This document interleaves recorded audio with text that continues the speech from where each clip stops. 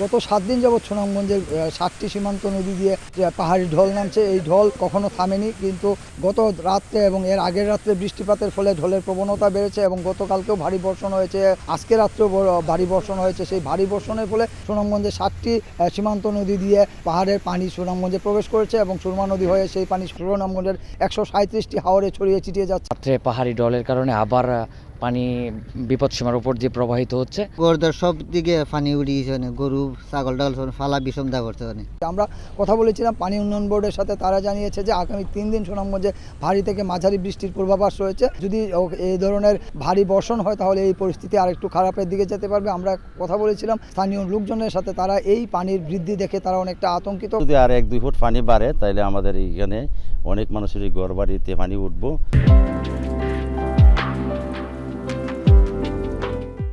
আমরা কথা বলেছিলাম জেলা প্রশাসনের সাথে, তিনি জানিয়েছেন যে সুনামগঞ্জে 5টি সীমান্ত উপজেলা রয়েছে, সেই উপজেলা প্রশাসনগুলোর প্রত্যেকটি কার্যালয়কে সজাগ দৃষ্টি রাখছে এই পানি বৃদ্ধির উপর এবং তারা সবসময় নজরদারি করছেন যে কোথাও কোনো সমস্যা হলে তাৎক্ষণিক যেন সেটা নিরসন করা যায়। হিমাদ্রি শেখর ভদ্র, সময় সংবাদ, সুনামগঞ্জ।